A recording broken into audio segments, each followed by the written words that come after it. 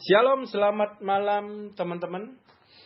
Hari ini RA membahas, kita sama-sama belajar mengenai munafik ya. Jadi ini judul sangat-sangat menarik sekali ya. Kita belajar dari sudut pandang Tuhan mengenai munafik ya. Ini saya share screen ya.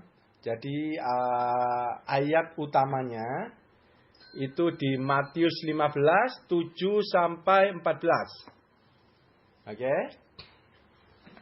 Ayat 7. Hai orang-orang munafik, benarlah nubuat Yesaya tentang kamu. 8. Bangsa ini memuliakan aku dengan bibirnya, padahal hatinya jauh daripadaku. 9. Percuma mereka beribadah kepadaku, sedangkan ajaran yang mereka ajarkan ialah perintah manusia. 10. Lalu Yesus memanggil orang banyak dan berkata kepada mereka. 11. Dengar dan camkanlah, bukan yang masuk ke dalam mulut yang menajiskan orang, melainkan yang keluar dari mulut itulah yang menajiskan orang. 12. Maka datanglah murid-muridnya dan bertanya kepadanya,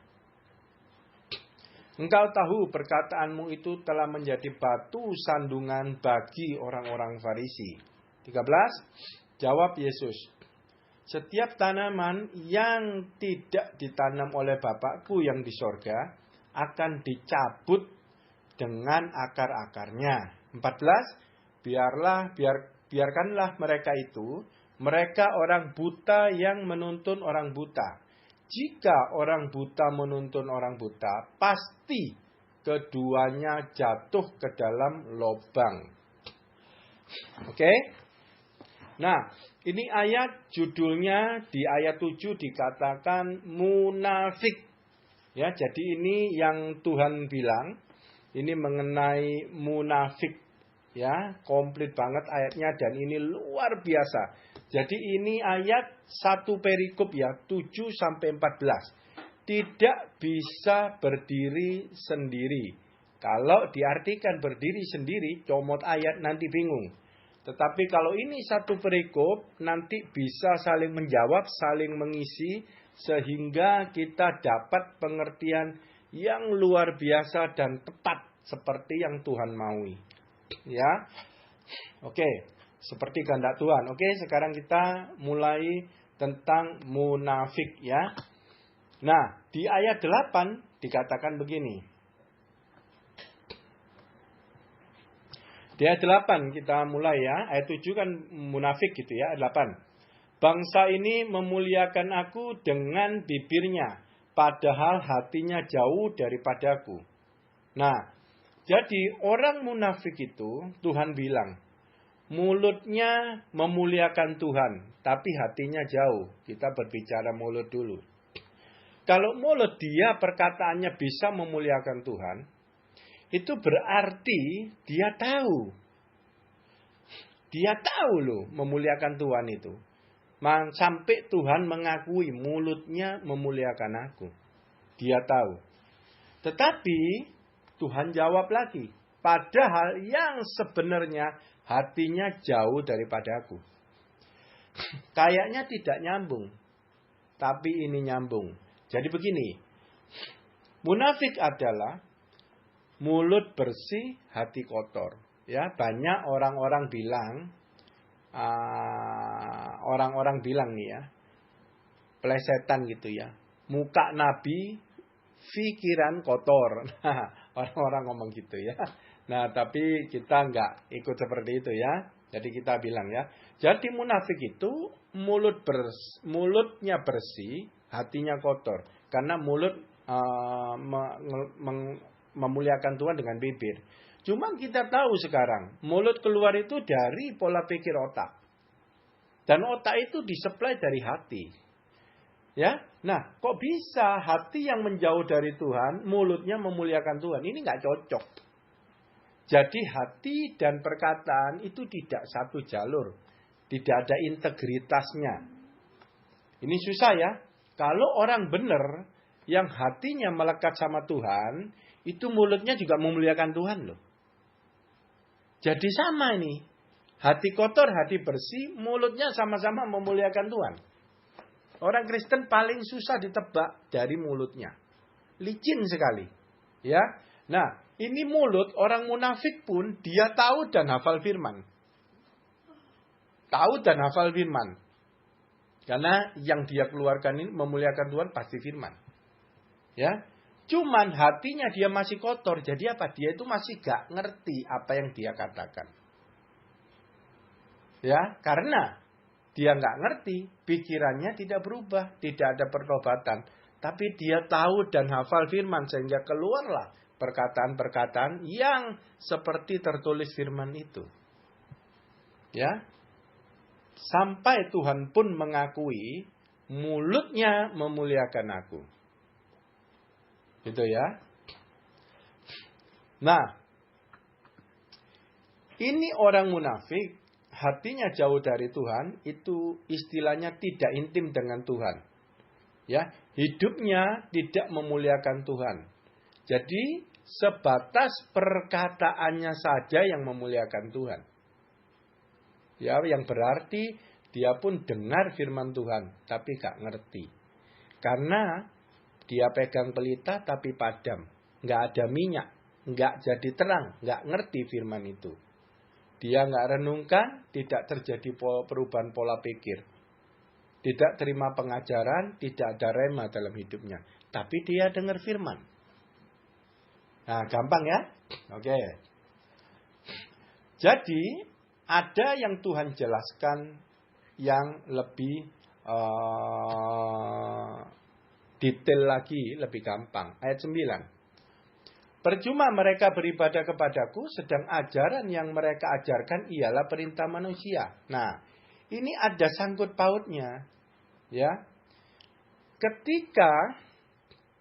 Ketika orang itu tidak intim dari Tuhan, tapi dia dengar dari firman, maka nanti yang masuk itu adalah pengertiannya sendiri. Bisa dari pengertian dia atau bisa dari pengertiannya pengajar itu. Yang jelas itu bukan didapat dari Tuhan. Di sini dijelaskan ajaran yang mereka ajarkan ialah perintah manusia. Jadi orang munafik ini posisinya sedang mengajar. Ya, mengajar. Yang diajarkan itu kita tahu di ayat-ayat nantinya itu disebutkan orang munafik itu orang Farisi. Orang Farisi itu mengajarkan Taurat waktu zaman dulu. Sekarang ini Alkitab firman Tuhan. Zaman dulu konteksnya Taurat. Jadi yang dibaca itu Taurat juga. Firman Tuhan juga. Tetapi Tuhan ngomong yang diajarkan adalah perintah manusia. Berarti dia tahu firman tapi tidak tahu artinya sesuai dengan kehendak Tuhan. Sehingga yang diajarkan menurut pengertiannya sendiri. Makanya Tuhan ngomong yang diajarkan itu perintah manusia. Kenapa? Karena hatinya menjauh dari Tuhan. Dia tidak intim dengan Tuhan. Jadi semua ditafsirkan menurut kehendaknya sendiri. Jadi tidak bisa kekristenan berjalan pakai pengertian sendiri. Seperti sesi lalu, musuh logika Kristus adalah pengertian sendiri. Ketika kita tidak intim dengan Tuhan, sudah pasti terjebak oleh pengertian sendiri. Dan orang Kristen yang berjalan menurut pengertian sendiri, itu adalah munafik. Ya, walaupun yang diomongin itu firman. Karena orang Farisi itu ngajarin Taurat. Ya, ini pengajaran yang sangat berat ya. Ini hati-hati mengartikannya ya. Ini sulit memang. Jadi orang Farisi itu, orang munafik itu, dia dengar firman, dia hanya sebatas di kulitnya saja. Dia belum masuk ke dalam, belum ketemu batu. Makanya akhirnya terjebak oleh pengertian sendiri. Yaitu perintah manusia. Bisa juga dia pakai firman. untuk keuntungan pribadi. Ya, nah itu bisa sekali, banyak sekali. Dan itulah dinamakan perintah manusia. Ya, jadi dia tahu dan hafal. Tetapi memuliakan Tuhan hanya sebatas bibirnya. Hidupnya tidak ada pertobatan. Itu adalah gambaran, sekarang kita tahu itu adalah gambaran gadis bodoh yang pegang pelita gak ada minyaknya. Jadi pelita padam tanpa minyak. Jadi firman itu gak menjadi terang, gak menjadi pertobatan. Sebatas hafal. Gitu ya. Oke. Kalau hati menjauh dari Tuhan tidak intim, ya pasti itu tidak di posisi Maria. Kalau tidak di posisi Maria, berarti dia tidak merenungkan firman itu siang dan malam seperti Yosua 1 ayat 8, sehingga nggak ngerti, nggak menggali dalam-dalam sampai ketemu batu. Cuman sebatas dengar khotbah aja, selesai. Itu ciri-ciri munafik. Munafik yang kita bahas masih di permulaan ya. Nah, orang seperti ini di ayat 9, Tuhan katakan, percuma mereka beribadah kepadaku. Percuma beribadah. Beribadah itu kan mempersembahkan sesuatu kepada Tuhan. Kita udah bahas Roma 12, 1-2. Persembahkanlah tubuhmu yang hidup. Yang hasil daripada perubahan pola pikir, yaitu pertobatan, metanoia. Nah di sini dikatakan, percuma mereka beribadah kepadaku. Jadi firman itu tidak sampai mengakibatkan pertobatan. Karena nggak ngerti. Nah, semua orang Kristen yang nggak ngerti firman, Tuhan ngomong, percuma kamu ibadah kepadaku. Apapun yang kamu lakukan setiap hari, tidak ada sesuatu perbuatan yang berkenan di hatiku. Semua yang kamu jalanin itu pengertianmu sendiri. Semua yang kamu jalanin itu perintah manusia. Dan hatinya kotor sekali. Karena tidak ada pembersihan dari firman Tuhan. Firman Tuhan kan ngomong, kamu sudah bersih karena firman yang telah kukatakan kepadamu. Ya, ini jelas banget. Tuhan ngomong percuma. Sekarang kita lihat nih dari teman-teman kita bergereja itu. Berapa persen orang Kristen munafik? Berapa persen orang Kristen yang Tuhan ngomong ibadahmu sia-sia? Kelihatan. Dia nggak ngerti firman. Oke. Dia nggak mencari firman. Oke. Kita lihat lagi. Kita nggak bisa lihat hatinya kotor atau bersih. Mulutnya manis. Tapi kita lihat sehari-harinya. OTW nggak? Keintiman dengan Tuhan nggak? Hatinya mendekat sama Tuhan nggak? Melekat. Ngomong tok melekat. Gimana melekat? Posisi Maria nggak ada lain. Jangan ngomong melekat sama Tuhan, ingat Tuhan tok, tapi nggak pernah baca dan merenungkan. Itu tidak dikatakan keintiman dengan Tuhan. No, bukan itu. Orang yang tidak intim dengan Tuhan pasti terjebak dengan perintah manusia. Yang artinya dia baca firman, dia tahu firman, dia dengar firman, tetapi hanya perintah manusia, yaitu pola pikir sendiri, pengertian sendiri manusia. Ya, itu adalah ibadah yang sia-sia. Ya. Oke. Kalau pengertian sendiri itu berbicara tafsiran, ya. Tafsirannya tafsiran seenaknya sendiri, yang bukan dari Roh Kudus yang menjelaskannya. Begitu ya. Susah, ya emang susah. Ya. Tapi nggak ada jalan lain. Karena di luar itu Tuhan ngomong percuma. Oke?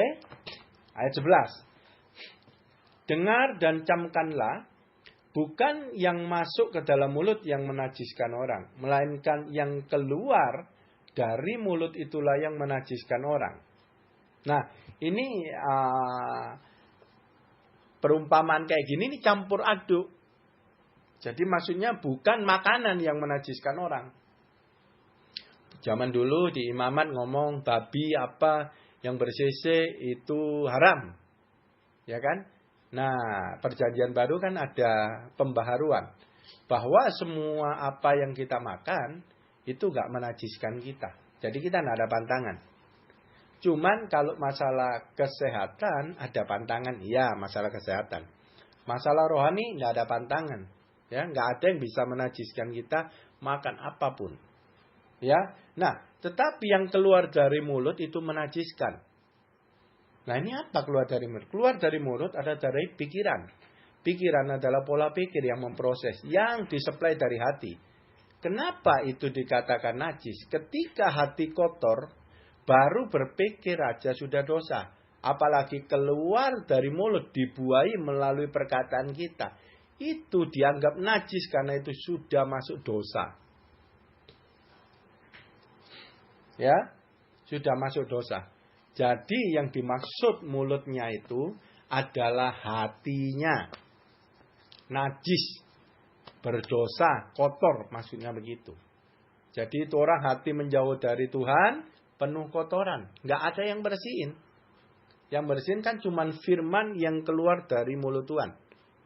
Yang engkau mengerti maka engkau merdeka. Mendengar dan mengerti berbuah. Itu rumusnya. Ya, oke. Kita masuk ayat 12. Maka datanglah murid-muridnya dan bertanya kepadanya. Engkau tahu bahwa perkataanmu itu telah menjadi batu sandungan bagi orang-orang Farisi. Nah, ini seru nih. Jadi menanggapi rema perkataan Tuhan, firman-firman yang luar biasa ini, ya, biasanya nyelekit sekali. Dan itu menjadi dua batu di dalam setiap orang yang mendengarkannya. Dua batu. Kalau dia itu marah dan tersinggung, maka namanya batu sandungan. Dan itu orang munafik. Yang dikatakan bagi orang-orang Farisi di ayatnya. Kita nggak ngomong orang Farisi, karena sekarang bicara munafik. Bagi orang-orang munafik, perkataan Tuhan itu menjadi batu sandungan. Dia tidak bisa terima. Yang dia bisa terima itu apa? Perintah manusia. Yang tadi diajarkan di ayat 8 atau 9 tadi ngomong. Yang diajarkan adalah perintah manusia. Dia cocoknya dengan tafsiran manusia. Perintah manusia. Pengertiannya sendiri. Ketika Tuhan jelaskan, nah itu dia jadi batu sandungan. Batu sandungan artinya karena dia sudah mendengarkan firman itu. Dan firman itu sudah menghakimi dia. Karena dia sudah mendengarkan. Begitu tidak ngerti dan tidak bisa melakukan, ya, itu dia tersandung. Artinya dia bakal jatuh dan dihakimi oleh ayat firman itu. Itu yang pertama, yang menolak, yang nggak terima. Yang kedua, itu akan menjadi batu penjuru atau batu fondasi. Kita udah tahu ya, yang membangun rumah menggali dalam-dalam dan ketemu batu. Itu batu penjuru, batu fondasi. Itu perkataan Tuhan. Ketika kita benar-benar percaya dan mengerti, maka perkataan Tuhan itu menjadi fondasi di dalam rumah bangunan iman kita. Yaitu pengertian itu. Makanya orang munafik, batu sandungan, dia nggak ngerti firman. Kalau kita yang terima, yang intim dengan Tuhan di posisi Maria, mengerti itu jadi batu fondasi. Jadi batu penjuru firman itu. Jadi kita berdiri di atasnya. Ya, nah itu mengenai perkataan Tuhan. Ya, jadi ada dua golongan nanti di dalam gereja. Yang mendengarkan perkataan Tuhan, yang mendengarkan khotbah-khotbah, itu dibagi dua. Ada yang orang benar, ada yang munafik. Gitu ya. Yang munafik, dia tersandung. Oke? Nah, sekarang masalah tersandung dilanjut ke ayat 13. Bukan 13 dulu ya, sebentar. Oke. Tersandungnya di ayat 14, lanjutan jawabannya ya. Kita masuk 13 dulu. Nanti baru tersandung di ayat 14 ya. Biar urut. 13, jawab Yesus. Setiap tanaman yang tidak ditanam oleh Bapakku yang di sorga akan dicabut dengan akar-akarnya. Nah, jadi kita baca. Setiap tanaman yang tidak ditanam oleh Bapakku. Berarti ada dua oknum yang menanam di dalam hidup kita. Yang pertama itu Tuhan. Ya, Tuhan Yesus. Allah Bapa, Allah Roh Kudus. Nah itu Tritunggal ya. Tuhan yang menanam. Yang kedua, yang tadi yang diomong.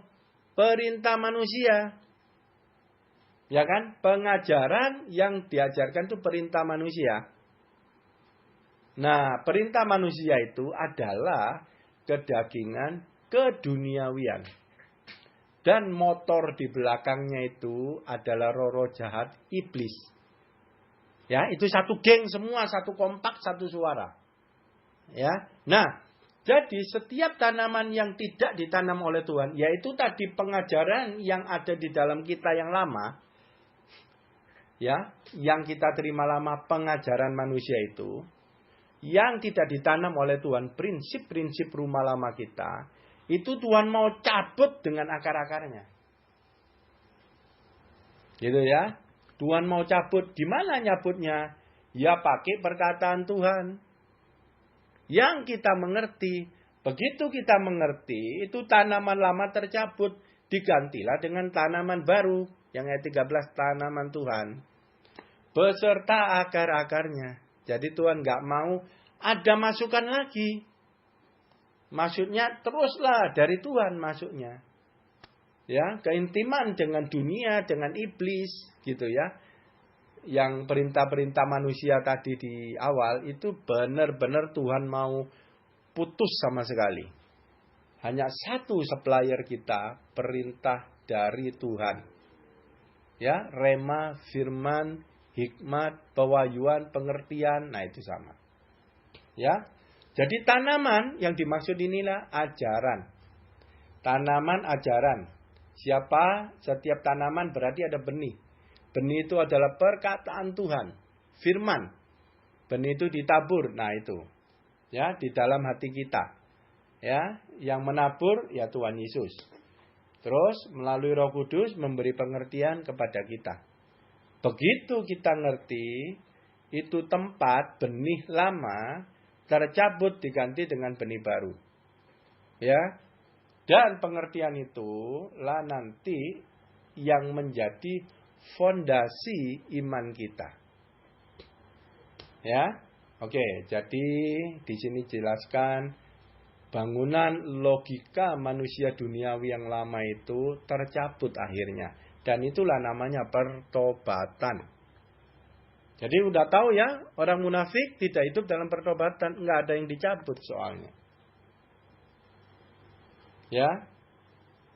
Oke. Kita lanjut terus. Nah, ini penting nih. Ayat 14. Tadi dibilang, sebentar ya. Tadi dikatakan batu sandungan. Terjatuh ya. Ayat 14. Ini terjatuh nih. 14. Biarkanlah mereka orang buta yang menuntun orang buta. Jika orang buta menuntun orang buta, pasti keduanya jatuh ke dalam lubang. Ini ayat kunci 14 luar biasa, satu persatu kita buka. Ya, ini hebat. Apa lubang itu? Ya, satu-satu lubang dulu, biar kita ngerti dari belakang dulu. Apa lubang itu? Jadi lubang itu bersifat seperti jebakan. Ya, kamu masuk lubang. Masuk jebakan. Apa jebakan? Yaitu tadi, perintah manusia yang diajarkan itu jebakan. Dikirain itu berkenan kepada Tuhan, tetapi ternyata itu jebakan. Begitu kita melakukan perintah manusia, kita seperti kecelek gitu loh. Dikirain Tuhan senang, ternyata enggak. Tuhan menolak. Itu lubang. Kita masuk di dalam lubang itu. Ya, Berarti orang munafik ini dia itu mengartikan perintah Tuhan itu digantikan pengertiannya sendiri, perintah manusia. Ketika dia mengajarkan, orang Farisi mengajarkan, lah itulah dikiranya itu berkenan, ternyata dia dengan orang yang diajarkan barengan masuk dalam lubang. Jadi bersifat jebakan. Jadi yang diajarkan pun dia kirain benar hidupnya. Padahal salah, Tuhan ngomong. Ya. Nah, orang yang nggak ngerti firman Tuhan, kan di sini diomong orang buta. Orang buta yang menuntun orang buta. Kalau ngerti Tuhan, kita ngomongnya orang melek. Gampangnya ya, melek gitu ya. Nah, kalau orang buta itu yang nggak ngerti firman, itu akan terjebak kekristenannya. Hidupnya terjebak oleh pengertiannya sendiri. Yang dia jalanin sehari-hari, cuman pengertiannya sendiri. Dan dikirain dia itu prinsip umum ya, aku pokoknya nggak bikin susah orang. Gitu kan. Nah, dikirain prinsip-prinsip dia pengertiannya sendiri, dia aplikasikan dalam hidupnya. Dia tidak pernah terima rema pengertian firman, dia tidak kejar, tidak di posisi Maria. Itu terjebak di dalam lubang. Ya. Nah, ini dikatakan begini.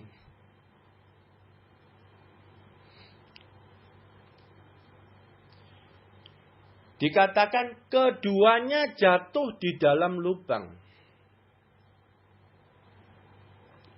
Sebentar ya. Oke. Itu nanti ya. Sorry. Itu kecepatan nanti keduanya. Kita lubangnya belum selesai ternyata. Ya. Zakaria 9, 11 dan 12. Ini menjelaskan ini. Lubang yang kecemplung terjebak itu kondisinya kayak gini. 11.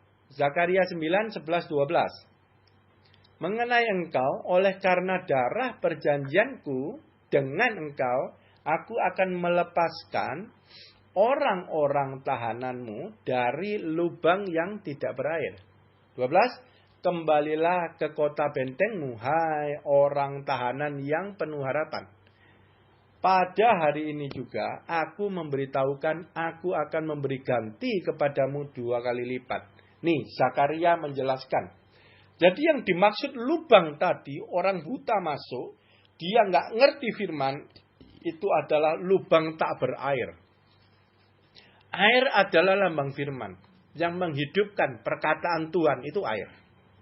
Dan ini lubang tak berair. Jadi dia hidup di dalam kehidupan yang tidak ada rema, tidak ada hikmat, tidak ada pengertian sama sekali akan firman. Dan itu dikatakan Tuhan orang-orang tahananmu. Dia tercengkeram, dia terbelenggu, ditahan. Oleh apa? Oleh perintah manusia, pengertian yang salah tadi. Kita balik kepada ayat awal tadi. Oleh pengertiannya sendiri, dia tertahan menjadi belenggu. Gak bisa keluar dari sana. Itu lubang tak berair, dia sudah terjebak di sana. Dan ini sangat-sangat bahaya. Banyak orang Kristen ini mapan di sini. Mapan dengan pengertiannya sendiri. Dia tidak suka firman, tidak kejar firman. Keintiman dengan Tuhan. Ini namanya lubang tak berair. Kita nggak bahas Zakaria yang lain-lainnya, padahal 11-12 bisa dikembangin lagi. Tapi saya nggak mau kembangin. Kita hanya berkata lubang tak berair. Jadi orang munafik itu hidup di dalam lubang tak berair, dan itu adalah orang-orang tahanan katanya. Terbelenggu, terikat oleh pikirannya sendiri yang salah tentang Tuhan, gak kenal Tuhan. Ya, jadi nggak bisa keluar, karena dia nggak mau keluar. Itu yang namanya mapan, nggak mau keluar, mapan banget. Ya, Sengaja Tuhan ngomong di firman ini lubang tak berair. Bukan ngomong lubang kering. Apa bedanya lubang kering dengan lubang yang tak berair? Kan sama. Cuman Tuhan lebih suka nulisnya lubang tak berair. Dijelaskan gak ada airnya. Maksudnya dia mau ngomong air itu loh firman Tuhan yang hidup, yang mengalir. Gak ada. Maksudnya begitu. Ya. Kita lanjut. Lubang tak berair. Lebih mantap lagi. Yudas 1 ayat 12. Mereka inilah noda dalam perjamuan kasih-Mu, di mana mereka tidak malu-malu melahap dan hanya mementingkan dirinya sendiri. Mereka bagaikan awan yang tak berair, yang berlalu ditiup angin. Mereka bagaikan pohon-pohonan yang dalam musim gugur tidak menghasilkan buah. Pohon-pohon yang terbantun dengan akar-akarnya dan yang mati sama sekali. Nah, jadi maksudnya lubang tak berair. Tak berair itu apa? Maksudnya adalah gak bisa mengeluarkan buah. Kering, gak ada air. Jadi hidup kita itu yang lubang tak berair itu hidup yang tidak berbuah sama sekali. Mendengar, mengerti, berbuah. Nah, ini gak berbuah. Berarti denger, gak ngerti. Dan gak berbuah. Tapi dikirain dia berbuah. Dikirain yang dia tafsirkan ini benar. Padahal Tuhan ngomong itu perintah manusia. Dia pun tidak tahu. Dan dia mapan di sana.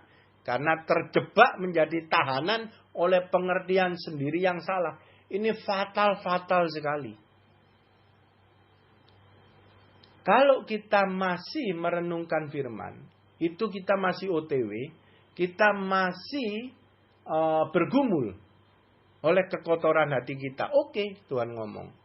Tetapi kalau kita keluar dari posisi Maria nggak intim sama Tuhan, langsung kita masuk dalam orang golongan munafik. Kita termasuk orang yang mapan suka di lubang yang kering itu.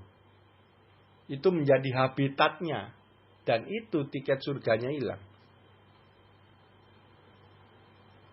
Jadi bedanya orang intim dengan Tuhan, gak intim dengan Tuhan. Begitu. Jadi kita begitu gak intim Tuhan, kita gak posisi Maria. Udah langsung masuk hitungan orang munafik. Masuk seketika. Karena sama-sama kok. Mulutnya sama-sama memuliakan Tuhan. Ya toh? Cuman yang kita masih di posisi Maria, kita masih bergumul terus, pembersihan terus dikit-dikit. Tapi yang sono enggak, mapan dengan dosanya. Mapan dengan ajaran yang perintah manusia. Ya, enggak ada rema, enggak ada pengertian, enggak ada pewahyuan sama sekali hidupnya. Dan tidak ada pertobatan.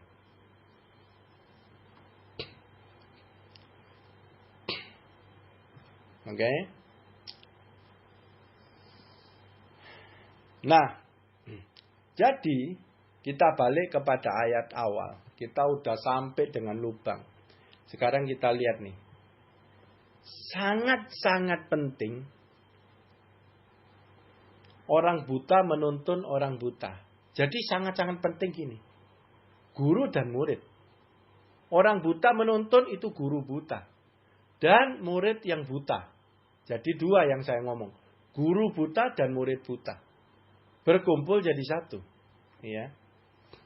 Guru buta dan murid buta, ini cocok satu roh. Tersesat semuanya. Benar-benar Kristen kedagingan. Perintah manusia cocok jalannya. Dan ini bahaya, ini mapan super. Gak bisa keluar dari lubang. Ya. Nah, kalau kita sebagai murid, kita tidak ada jalan lain. Ya. Kita harus intim dengan Tuhan. Kita harus menjadi murid yang melek. Karena kita tidak tahu guru kita. Kalau kita dengerin khotbah, dengerin lain-lain, kadang di medsos, itu bisa jadi guru kita. Kalau kita nggak melek, kita buta, begitu terima pengajaran-pengajaran yang bersifat manusia, kedagingan, keduniawian, itu cocok banget, kita nggak menolak, malah kita aminkan. Itu namanya berdua jatuh di dalam lubang tak berair sama-sama. Hidup kita, tanggung jawab kita sendiri sebagai murid. Nggak boleh buta, harus melek. Kita sendiri harus kejar pengenalan akan Tuhan, pengertian, hikmat, pewahyuan di posisi Maria. Tidak ada jalan lain. Kalau kita sudah jadi murid yang melek, melalui kesaksian hidup kita, yaitu persembahan perbuatan kita menjadi guru yang melek buat orang lain. Persembahan kita kepada Tuhan yang berkenan, melakukan kehendaknya, mendengar, mengerti, berbuah itu, melakukan kehendaknya. Dan itulah berbuah menjadi guru yang melek buat murid yang buta lainnya. Karena kita sudah tidak termasuk orang munafik. Ya, kalau guru buta kita udah tahu tadi ya. Yang di atas orang Farisi, orang munafik. Ya, ajarannya itu adalah perintah manusia. Dan itu banyak sekali dan lebih banyak. Bahkan orang yang nggak ngerti firman sama sekali bisa ngajar firman. Yang lebih gawat lagi kita kalau konsultasi, kalau konseling dengan orang Kristen duniawi yang nggak ngerti firman. Lebih gawat lagi kita diajak masuk lubang bareng-bareng dengan dia.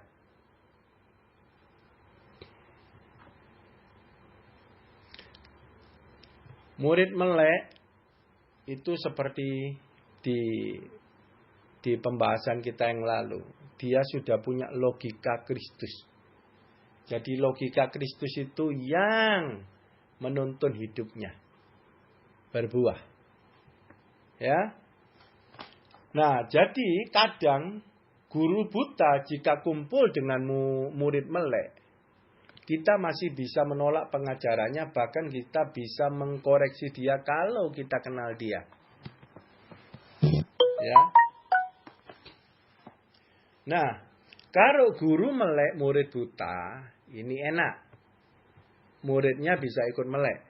Tapi dengan catatan murid ini bisa terima apa yang guru katakan. Sehingga yang guru melek ini katakan bisa menjadi batu fondasi penjuru. Tetapi jika murid ini dunia tidak bisa terima pengajaran dari guru melek, maka batu itu akan menjadi batu sandungan. Dan murid buta itu berada di dalam lubang tak berair dan tidak bisa keluar. Walaupun sudah diberi tali untuk keluar. Tapi nggak bisa. Karena dia menolak. Ya, oke. Tapi kalau guru melek, murid melek, ini enak. Semuanya perbuatan, perkataan, saling support, saling bersaksi, ya, saling menghibur, saling maju bersama-sama di dalam Tuhan. Ya. Dan ini yang gawat. Kalau guru melek dengan murid melek, guru buta dengan murid buta jatuh bersama-sama dengan di lubang yang sama itu begini. Jadi lubang itu satu wadah. Guru dan murid berkumpul di satu wadah. Itu kalau wadah kecil kita ngomong komsel. Wadah kecil kita ngomong komsel. Kalau komsel guru pembimbingnya itu buta. Terus murid-muridnya buta. Ini satu komsel terjebak di dalam lubang yang tak berair. Dan ini banyak terjadi di mana komsel tidak mementingkan firman. Dan dia mapan banget, yang penting datang kumpul makan-makan senang bubar. Dan ini satu roh semuanya, suka perintah manusia, ajaran manusia. Ya, ini satu rombongan, nggak diangkat. Dan ini sangat susah teman-teman. Kita ngomong firman dia nggak suka. Jadi ibaratnya apa? Tuhan mau nolong narik keluar dari lubang tak berair. Dia nolak, tidak mau.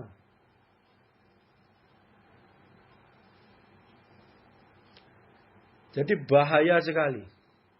Jadi di dalam kelompok kecil itu yang di komsel. Bisa juga di dalam gereja. Bisa juga di dalam kumpulan gitu ya. Cuman yang paling enak kita ngomong komsel kecil ya. Enak gitu ya. Gereja juga bisa juga. Gini ya. Nah, saya ibaratkan begini. Lukas 15 ayat 7. Aku berkata kepadamu, demikian juga akan ada sukacita di surga karena satu orang berdosa yang bertobat. Lebih daripada sukacita karena 99 orang benar yang tidak memerlukan pertobatan. 99 orang tidak memerlukan pertobatan. Dia tidak bersama Tuhan Yesus. Karena Tuhan Yesus bersamanya dengan satu orang yang bertobat. Yang digendong di atas bahu dibawa kembali. 99 orang benar yang tidak memerlukan pertobatan. Karena dia tertahan, dia terbelenggu, terikat. Dia posisinya ada di lubang tak berair. Hidup di dalam tidak pertobatan. Jadi itu adalah murid buta. Dan itu yang dinamakan munafik. Nah, Tuhan sudah ngomong nih. Ya, sudah ngomong. Tuhan maunya nggak mau anak-anak Tuhan itu terjebak di dalam lubang tak berair. Makanya ada ayat Matius 11 ayat 28. Itu ayat RA kita. Tuhan undang, marilah kepadaku semua yang letih lesu dan berbeban berat. Aku akan memberi kelegaan kepadamu. Jadi, Kristen kedagingan, lubang tak berair, nggak pernah terima kekuatan, nggak pernah terima firman, nggak pernah terima rema, nggak ngerti firman. Itu sebenarnya hidupnya mengalami letih lesu dan berbeban berat. Makanya Tuhan ngomong aku memberi kelegaan. Gimana cara beri kelegaan? Dikasih kekuatan. Sesi lalu ada ya 3 level kekuatan Tuhan ya. Nah, dikasih kekuatan berupa apa? Ya firman. Waktu firman ngerti, itu firman ada Roh Kudus. Yang kita ngerti, dia bekerja di dalam hidup kita. Jadi beban-beban palsu, salah-salah pikir, semua yang kacau-kacau itu hilang semua. Akar-akar lama, bangunan lama hancur semua. Jadi hidupnya lega dan kerasa ringan. Tuhan memberi kelegaan dengan cara diberikan firman dan diajarkan sehingga kita mengerti. Ini dijawab Tuhan di ayat 29. Pikulaku yang kupasang dan belajarlah padaku.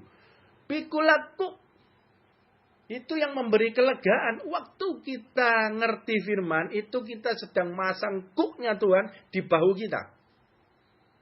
Kuk itu teman-teman udah tahu adalah 2 kayu di leher sapi kita, ibaratnya sapi nih ya. Terus satunya adalah Tuhan Yesus. Jadi itu firman. Ketika kita itu terima ngerti firman, itu berarti kuk langsung masuk di leher kita. Dan di sebelah Tuhan Yesus.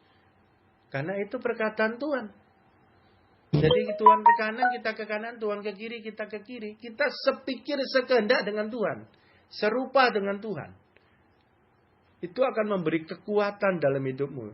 Sebenarnya yang bikin berat adalah pikiran-pikiran. Semuanya yang ngaco. Tuhan ngomong gitu. Nah, lega. Begitu firman datang kita lega. Ya. Pikulahku yang kupasang. Nah, untuk supaya firman itu bisa kita ngerti, kita mengalami kelegaan dan kita bisa pikulku bersama Tuhan Yesus, Tuhan ngomong, caranya ini belajar daripadaku. Gimana caranya supaya kuk itu terpasang? kita dapat firman rema itu. Tuhan ngomong, lemah, lembut, dan rendah hati. Kuncinya satu, ketika kita lemah, lembut, dan rendah hati, itu nanti kelegaan datang. Berupa apa? Waktu kita di posisi Maria, kita butuh Tuhan tuntunannya, lemah, lembut, rendah hati, ya butuh tuntunannya. Di sana Tuhan kasih ajaran-ajarannya. Itu pengajaran-pengajaran yang bukan perintah manusia, yang perintah Tuhan. Lemah lembut itu artinya gampang dibentuk, nggak ngeyel, nggak menolak firman. Yang tadi kan munafik itu menolak, sehingga jadi batu sandungan. Kalau lemah lembut itu, begitu firman dikasih, pengertiannya dikasih, kita itu nggak bisa ngelawan. Lemah, nggak bisa ngelawan. Lembut sesuai bentukan dari firman itu. Gitu ya. Dan rendah hati nggak merasa benar. Kalau merasa benar, ya nggak bisa masuk firmannya. Ketika kita rendah hati, nggak merasa benar, kita cari tuntunan Tuhan, terus lemah lembut, maka firman itu masuk. Yaitu kita mengerti masuknya. Begitu mengerti itu klik. Langsung terpasang di leher kita. Yaitu namanya kuk. Ya itu berarti kita jejer dengan Tuhan Yesus. Apa yang Tuhan Yesus pikirkan, putuskan ke kanan ke kiri. Sama dengan kita pikirkan ke kanan maupun ke kiri.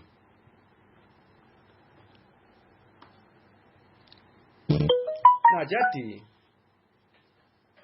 teman-teman, kuncinya nih. Ya. Kuncinya. Saya lupa sama belnya tadi. Ya, kuncinya. Kita bertanggung jawab terhadap hidup diri kita sendiri. Bukan orang lain. Ya, diri kita sendiri. Pak Yusak ngomong kalau masuk surga itu nggak gandeng-gandengan. Sendiri-sendiri. Nah, kita itu juga sebagai guru, juga sebagai murid di dalam kehidupan. Jadi kita harus benar-benar sadar diri. Harus benar-benar lemah lembut dan rendah hati. Ini nggak gampang. Tapi harus kita sadar diri. Kita ini buta. Butuh tuntunan Tuhan. Sampai kita mati. Jadi kalau kita sadar diri, kita buta, lemah lembut, rendah hati. Otomatis respon yang Roh Kudus tuntun kita ini adalah di posisi Maria.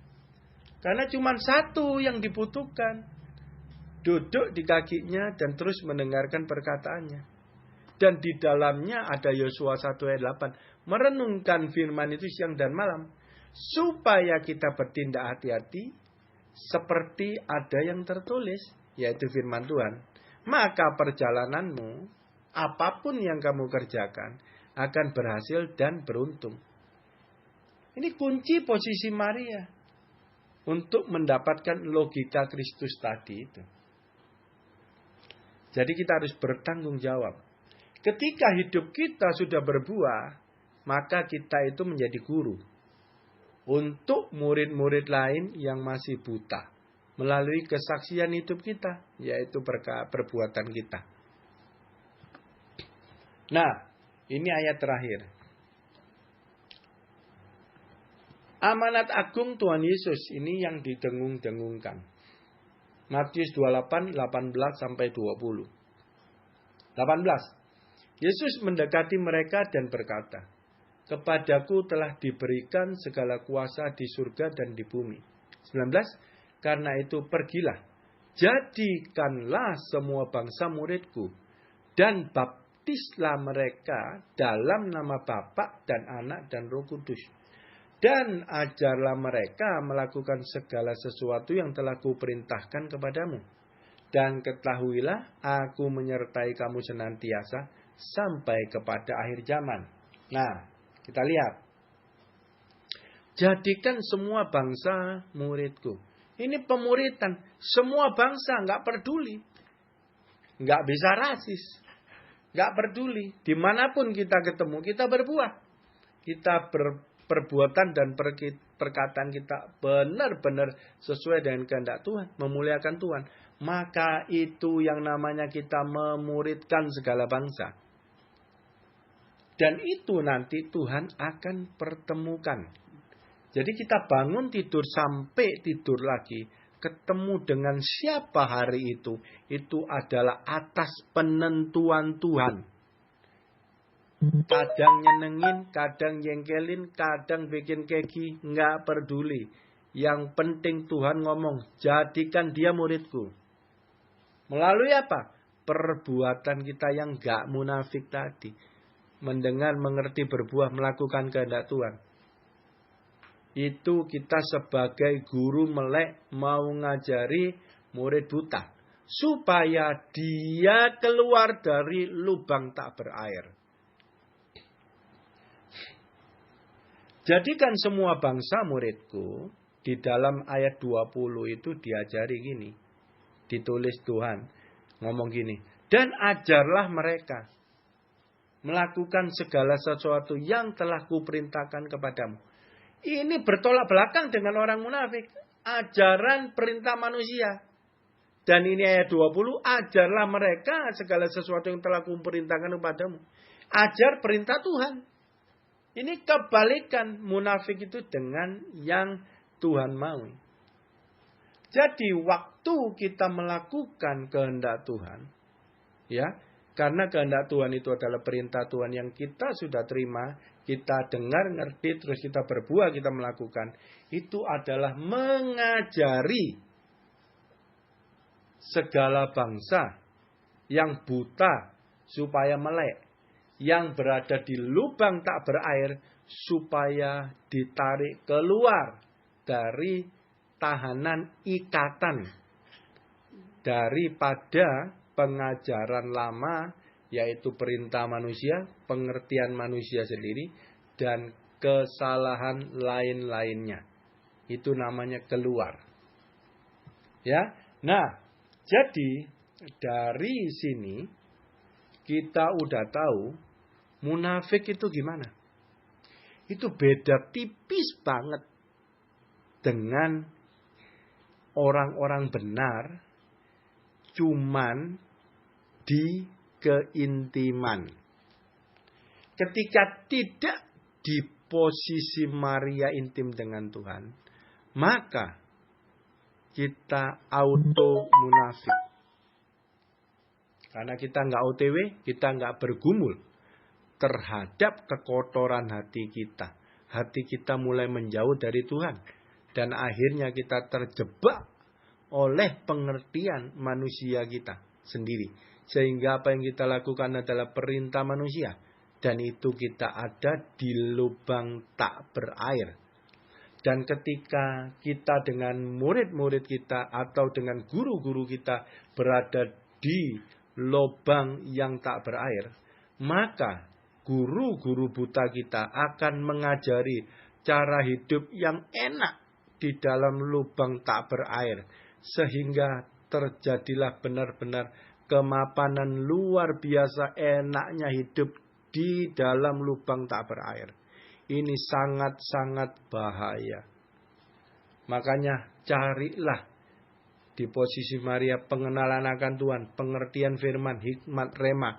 Itu yang membuat kita tidak mapan di pengertian yang salah di lubang tak berair. Membuat kita nggak mapan yang berarti kita nggak enak, kita keluar maunya dari lubang tak berair itu. Dan kita masuk dalam hitungan satu domba terhilang yang ditemukan Tuhan, yang dari pertobatannya dibawa kembali kepada rumah Bapa. Bukan 99 domba munafik yang tidak perlu pertobatan. Dan itu Tuhan Yesus tinggalkan, dia cari yang satu. Hidupnya kering, tidak ada Tuhan Yesus. Luar biasa. Makasih Tuhan Yesus. Amin.